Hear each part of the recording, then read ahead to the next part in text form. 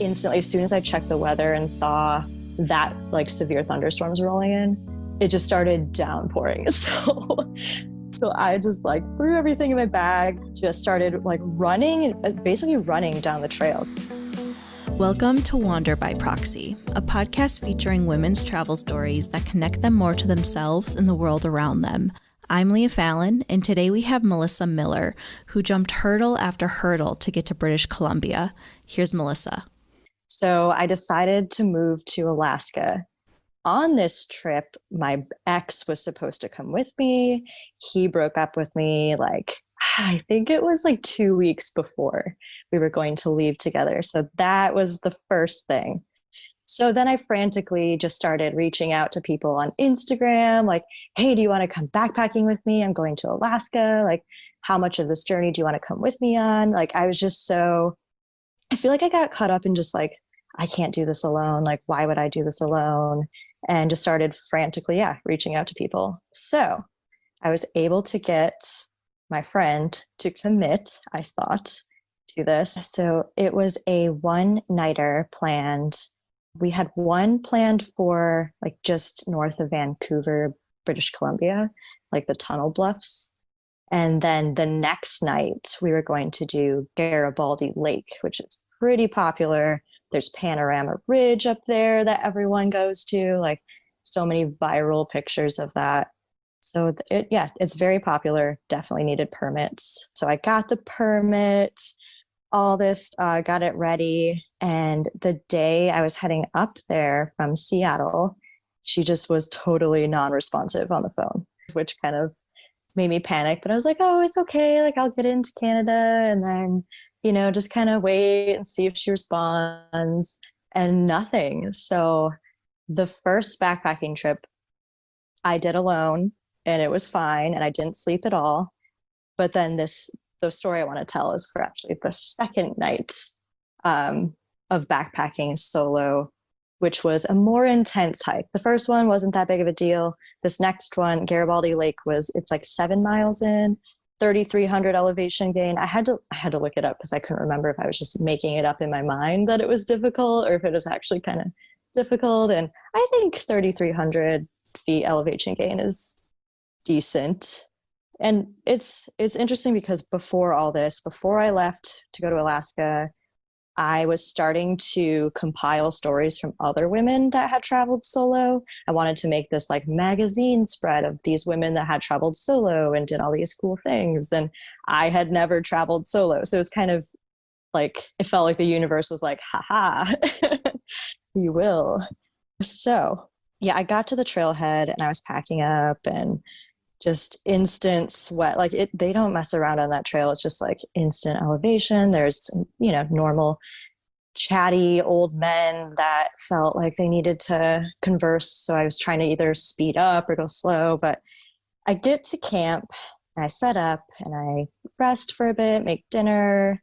And I decide, since I was feeling all energized and empowered backpacking solo for the second night in a row, that I was going to go hike to Panorama Ridge and try to get pictures for my blog and for Instagram.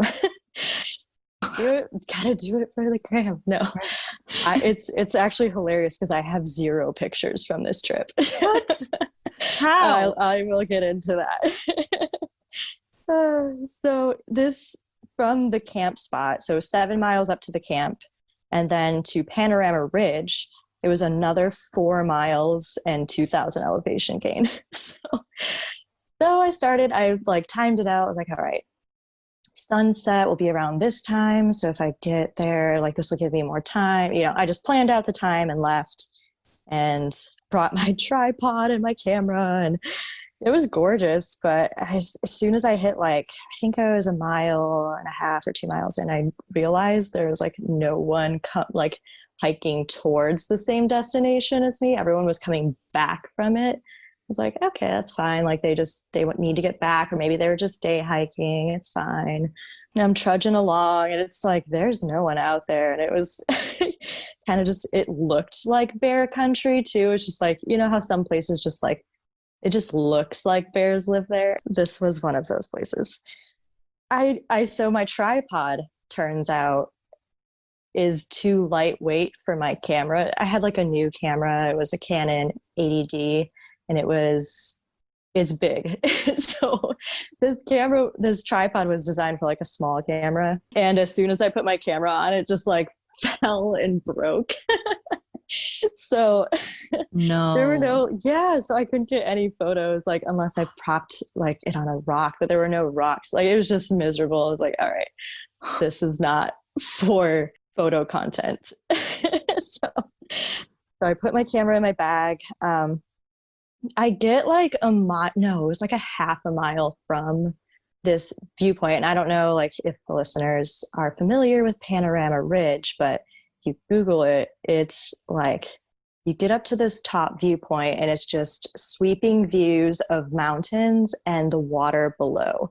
So it's like this really blue water and like snow-capped mountains. It's breathtaking, I think, from photos that I've seen.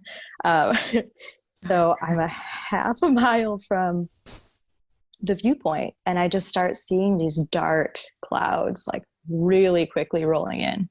So I pull out my little Garmin GPS and I do this like, cause I just got this Garmin. So I was like, ooh, fancy. I will check the weather on my Garmin.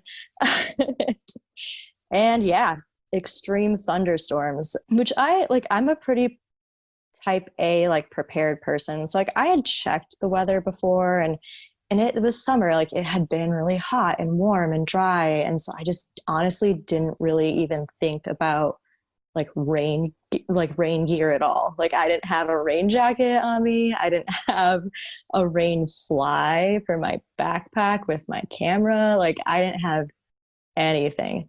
And it was like instantly, as soon as I checked the weather and saw that like severe thunderstorms rolling in, it just started downpouring. So I just like threw everything in my bag, just started like basically running down the trail because my camera's in my bag. I have no waterproof gear.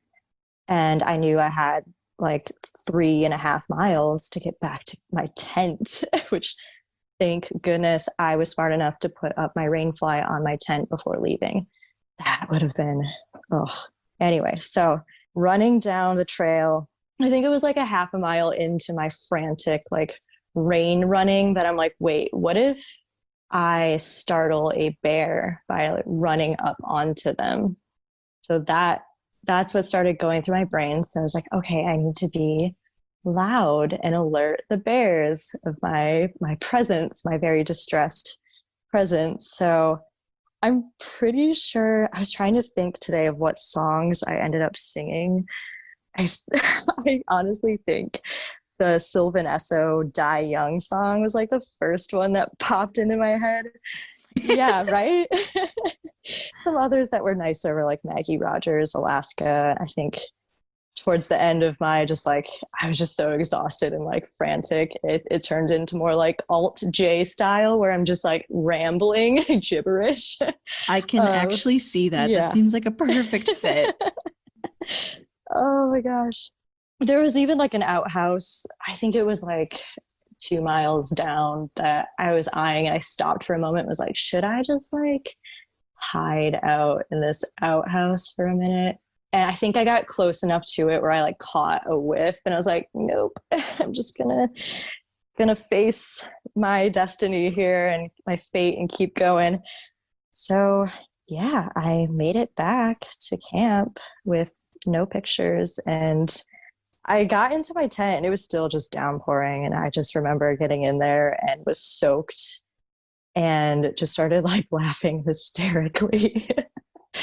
But there was no one there to judge. There was no, like, you couldn't hear me, even if there were, like, the rain was so loud. And yeah, I think it was just like that whole trip wasn't about like making sure someone else had a good time.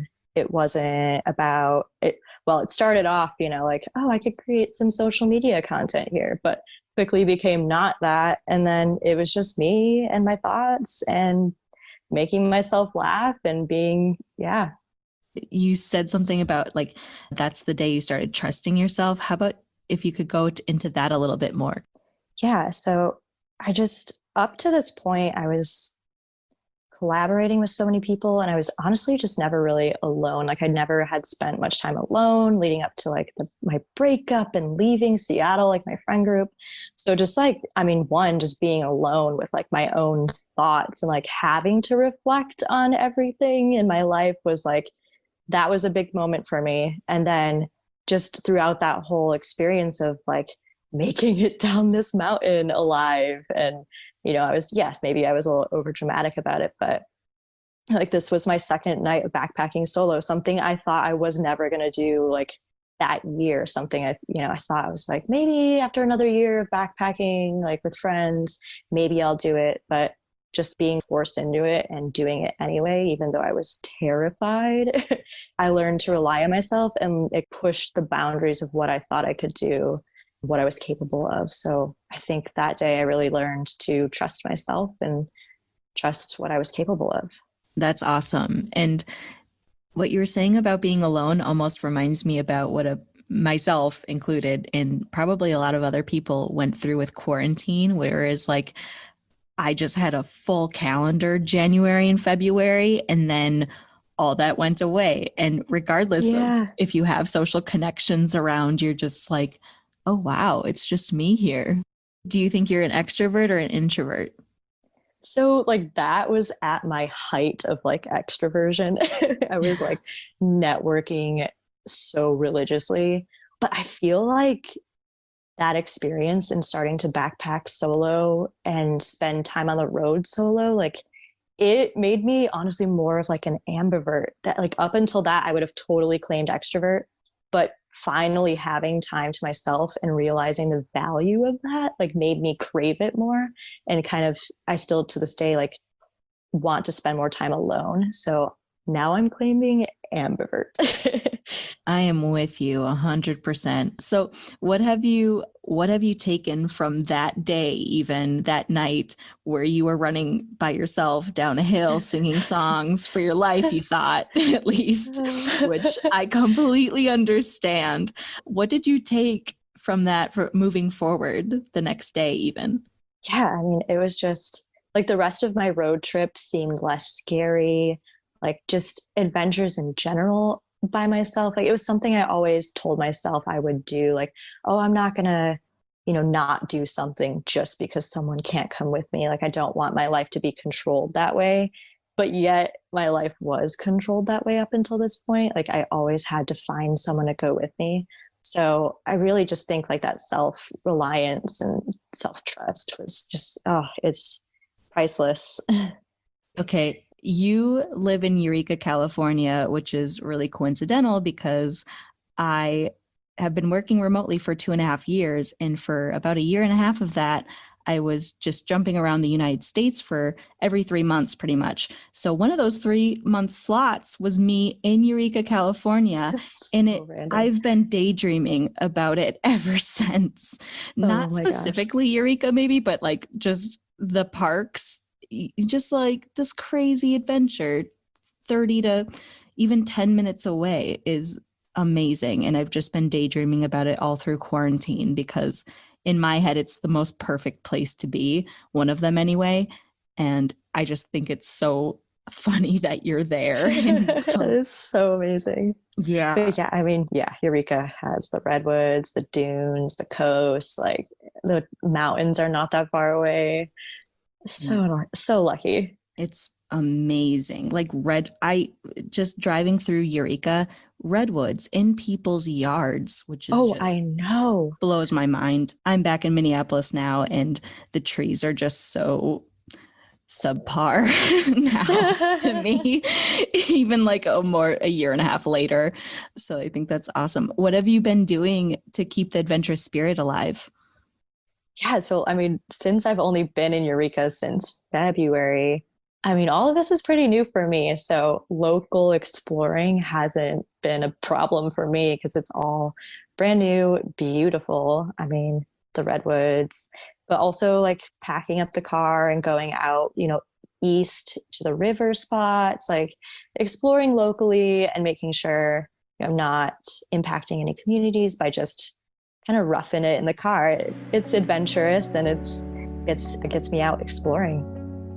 Thank you for listening to this episode of Wander by Proxy. You can check out Melissa's travel blog at missrover.com and follow her beautiful adventures on Instagram at miss.rover. If you liked this episode, feel free to subscribe and review wherever you're listening.